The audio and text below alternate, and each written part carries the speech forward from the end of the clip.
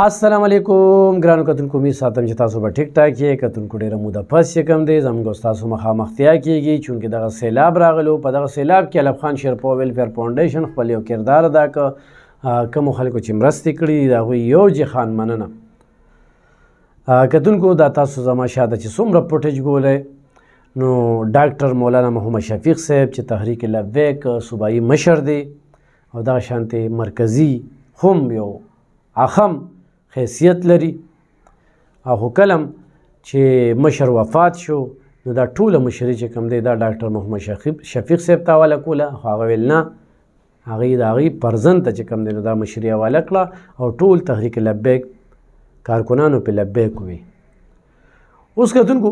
دا تاسو چې کوم فوټیج وینئ علب خان شیرپو ویلفیر فاونډیشن او په موږ باندې چې کوم اعتماد وکړو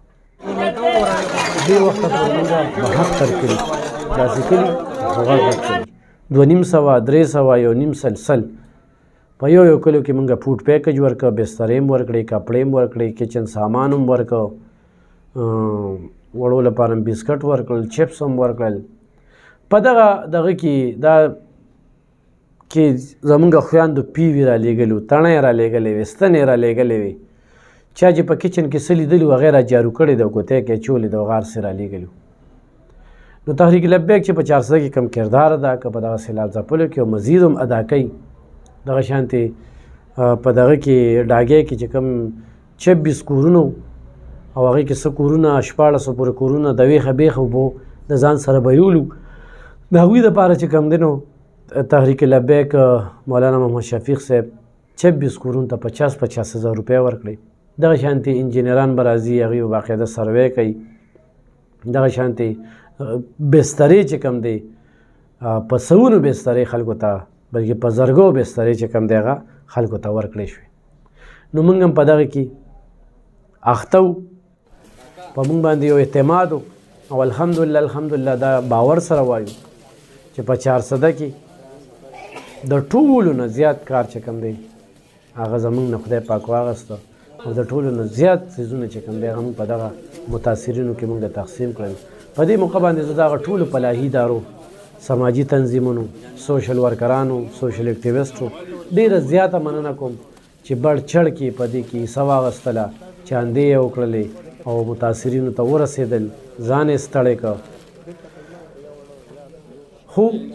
زه همیشه چې کار کوم نو وایم بره د الله کیمره لګېدلې ده، الله به رانه تپوس کوي او الله ته به ځان دغه کوو، انسانانو ته نه چې ډېر ښه ډېر الله ډېر زبردست او ما دا وکړل او ما نور په ګوته نه پټېږي. الحمدلله چې کوم کلي ته ځئ نو تاسو ته به خلکه څه وایي علب خان شیرپو راغلي وو، تحریک لبیک والا راغلي وو.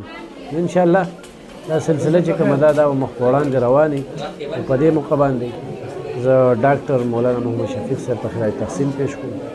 چې دا خو صرف زما په ذریعه باندې دې نه علاوه چې کوم دی په ما چې کوم اعتماد کړو، ما ته چې کوم فوډ پیکج را کړو، ما چې کوم کلي وکړل،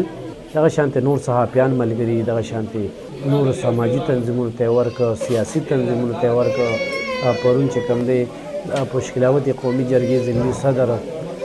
محمد ابراهیم ډوکیټ چې کوم دی هغوی رابطه کړې وه، هغوی ته د 500 پیکج یې ورکړه، فوډ پیکج.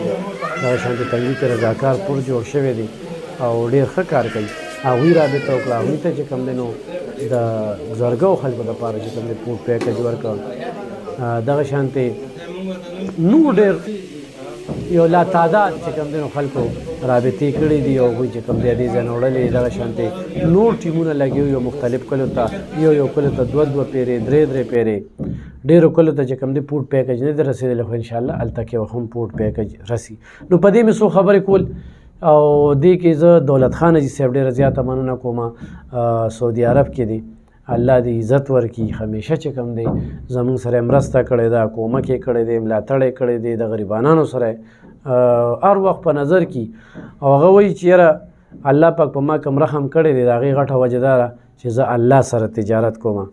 نو هغوی 1,00,000 روپۍ را لېږلې وې، هغه په هغه متاثرینو کې چې کوم دی نو هغه تقسیم شوي. خو بل زه ټولو کتونکو ته وایم خو تاسو حقدار ته حق رسول غواړئ، د ځان دپاره نه وایم. خو حاجي آباد شریف هلته کې بلکل راتلی شي، هلته کې کارکنان وي، هلته کې ډېر بېلوسه ډېر په طریقه باندې د سیلاب ځپلو مال دی وي سیلاب ځپلو لی ورکې نو تاسو بالکل په تحریک لبیک باندې زموږ نه زیات اعتماد کولی شئ او هغوی یو خبره کوي د الله او د الله د رسول زیاتي خبرې نه کوي نو بالکل خو خپلې مرستې صحیح ځای ته رسولی شئ نو دغه تنظیم سره رابطه کولی شئ نور علب خان شرپو ویلفیر فاونډیشن ستاسو د وړاندې دی خپل کردار ادا کوي خو په موږ باندې چې حاجي آباد شریف کوم اعتماد کړی دی نو موږ د نورو کارونو خلو ځلو نه بالکل پاتې کړو او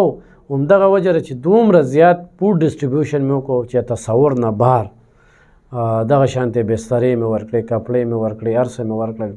او الحمدلله چې کومو کلیو ته تللي وو د کلو خلکو عزت را کړی دی هغوی چې کوم ډېر په طریقه باندې دغه پوډ وصول کړی دی یو ځای کې راته داسې انتشار نه دی راغلی یو ځای کې داسې رش نه دی راغلی نو هر ځای کې خلکو ډېر عزت کړی دا خلک هم ډېر عزتمند دي خو د الله یو امتحان پرې راغلی نو په دې سخته کې د خلکو مرسته وکړې ډېره مننه خوشحاله